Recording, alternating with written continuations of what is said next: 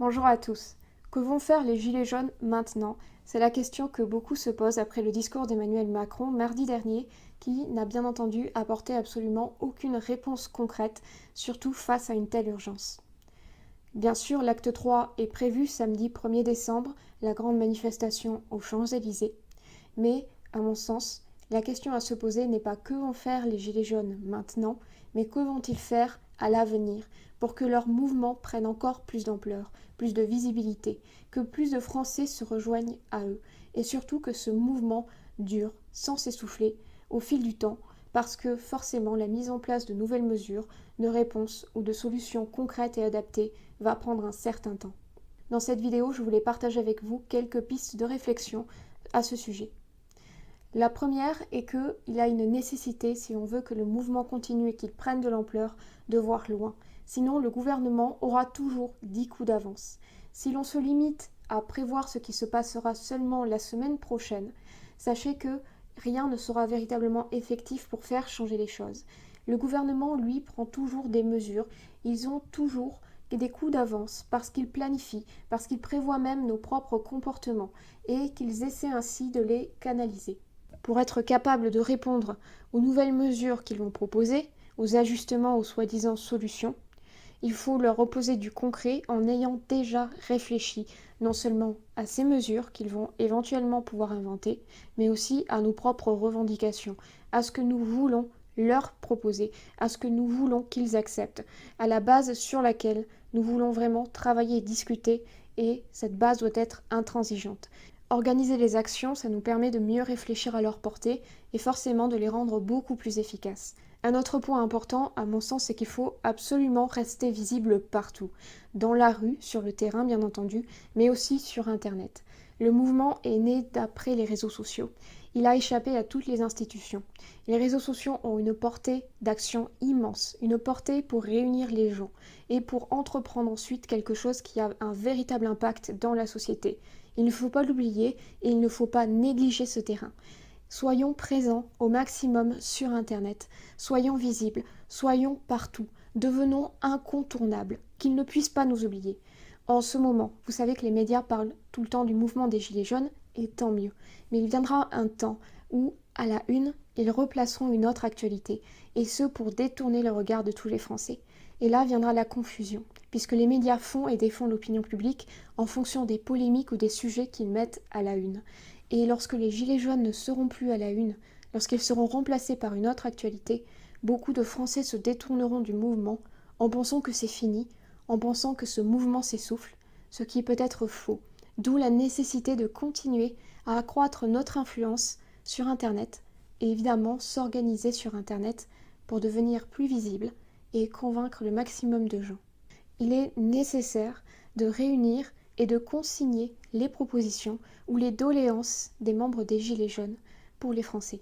C'est nécessaire de les sauvegarder pour organiser ces pensées et pouvoir produire des documents qui sont cohérents et forcément qui sont crédibles et audibles pour être transmis par certains élus par exemple ou des personnalités influentes jusqu'au gouvernement.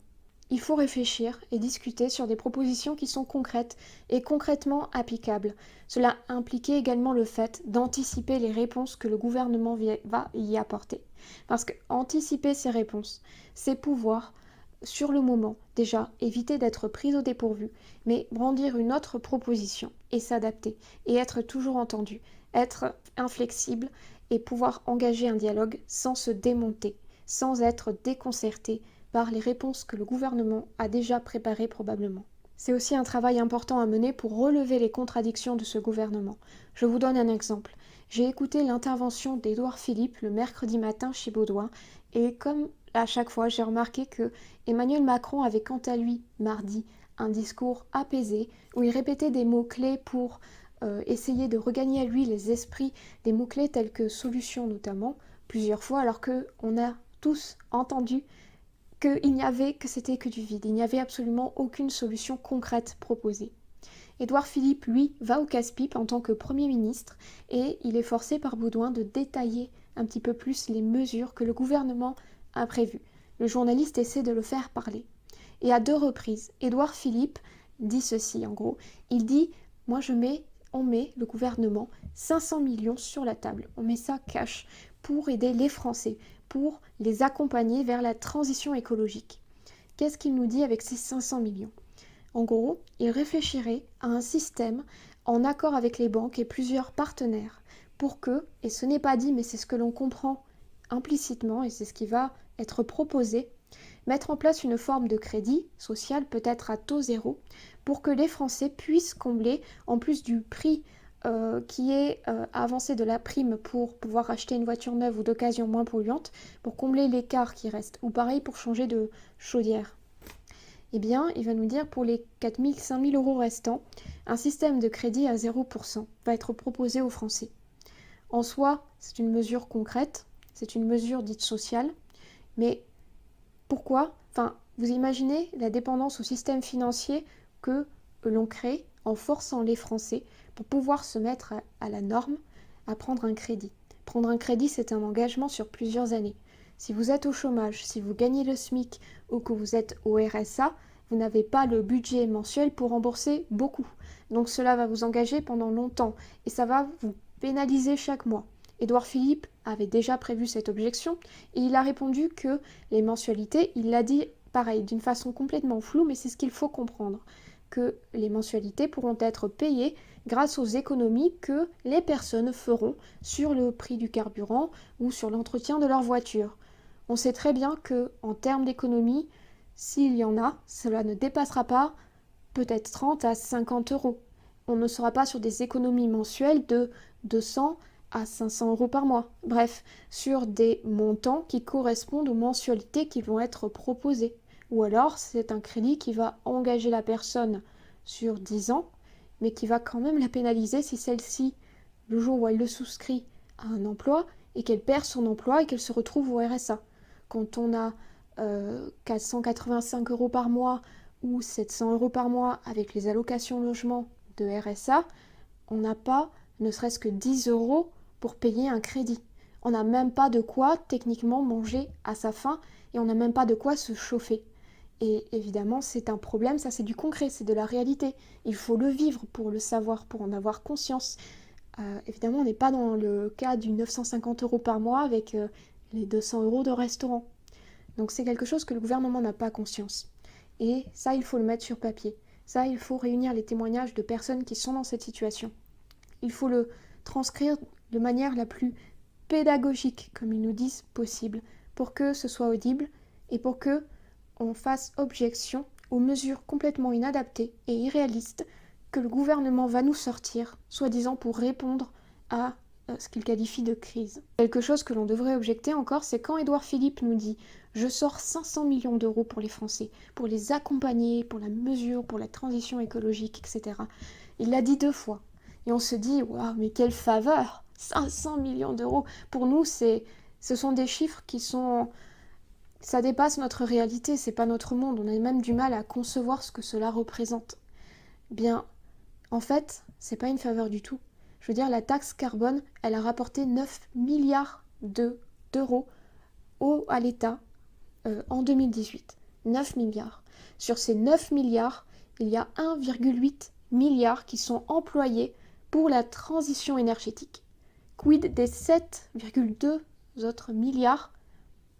Eh bien, ils sont reversés dans le budget divers de l'État, notamment pour l'emploi, pour certaines entreprises qui n'ont rien à voir avec l'écologie.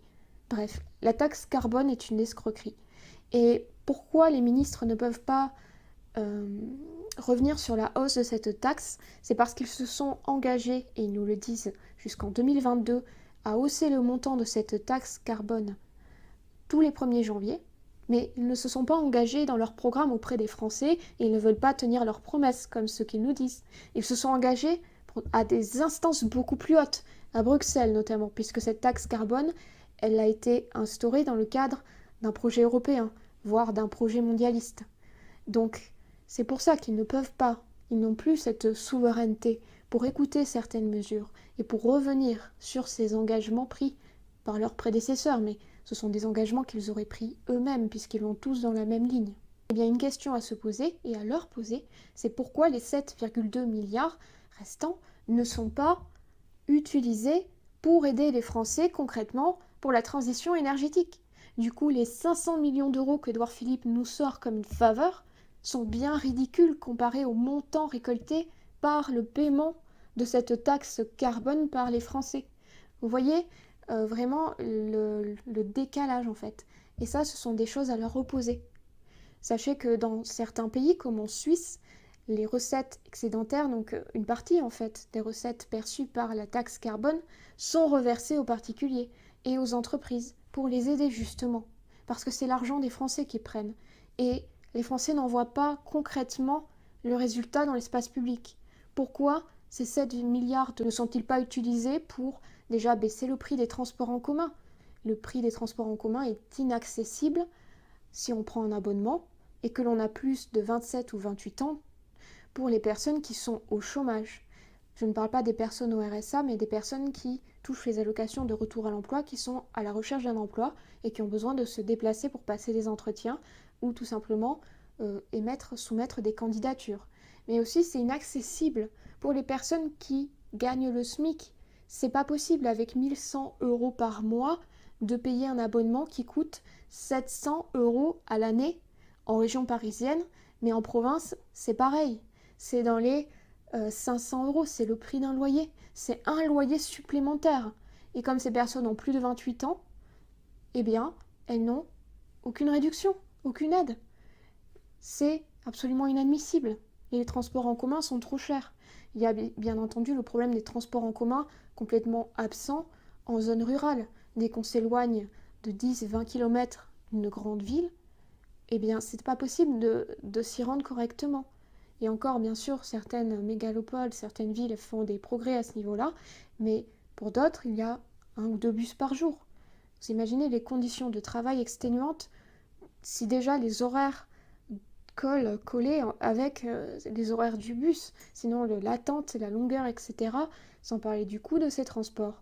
Et il y a bien entendu le prix du permis de conduire qui est inabordable. C'est absolument inabordable pour une personne qui n'a pas d'emploi. Parce que ça ne se limite pas à prendre 20 ou 30 heures. Et le prix de l'heure varie tellement en fonction des régions. Ça peut aller de 38, voire peut-être moins vraiment dans la campagne, à 60 € en banlieue parisienne. Ce n'est pas à Paris, c'est en banlieue, dans l'Essonne par exemple. Il y a également le problème des chèques énergétiques. C'est inutilisable. Imaginez, vous louez un meublé et donc vous n'avez pas d'abonnement EDF ou électrique. C'est compris, c'est un forfait en fait dans les logements meublés la plupart du temps. Bien, comment vous faites si vous recevez un chèque pour pouvoir l'utiliser et pouvoir vous chauffer? C'est impossible. Ou alors les personnes qui n'ont pas de logement, qui n'ont même pas les moyens de payer un loyer et qui sont hébergées. Comment elles font? Comment font les personnes en fait qui n'ont même pas eu la possibilité de souscrire un abonnement d'électricité? C'est inutilisable, c'est compliqué. Et d'ailleurs, il y a beaucoup de Français qui ne savent même pas quoi en faire lorsqu'ils le reçoivent. Voilà, ça, ce sont des mesures inadaptées à la réalité sociale. Et c'est là-dessus que doivent, à mon sens, se focaliser les revendications concrètes. C'est là-dessus qu'on peut faire bouger le gouvernement. Ce sont des petits pas et en même temps, pour nous, au quotidien, c'est beaucoup. Ce sont beaucoup d'améliorations. Ce sont des améliorations concrètes qui vont aider les plus démunis. Quand on a plusieurs propositions, bien réfléchies ainsi, qui correspondent à la réalité des Français, aux problèmes mis en commun, dont on a tiré les points communs et auxquels on a réfléchi à des solutions qui s'appliqueraient pour le mieux à tous, on peut enfin transmettre ces propositions aux élus pour qu'ils puissent les faire remonter au gouvernement, ou même demander une audience s'il y a des représentations, des représentants et des porte-paroles des Gilets jaunes qui souhaitent rencontrer Édouard Philippe, qui lui-même a émis une ouverture, une possibilité de rencontre pour ceux qui auraient des choses concrètes à proposer, et engager un dialogue en quelque sorte équilibré. Parce qu'on ne peut pas engager un dialogue avec des instances gouvernementales qui ont 10 coups d'avance, qui ont déjà prévu des mesures, qui savent déjà comment manipuler les gens qui manquent de connaissances sur le monde de la politique, sur le droit, sur l'économie. Il faut être préparé à ça. Et pour ça, il faut être organisé.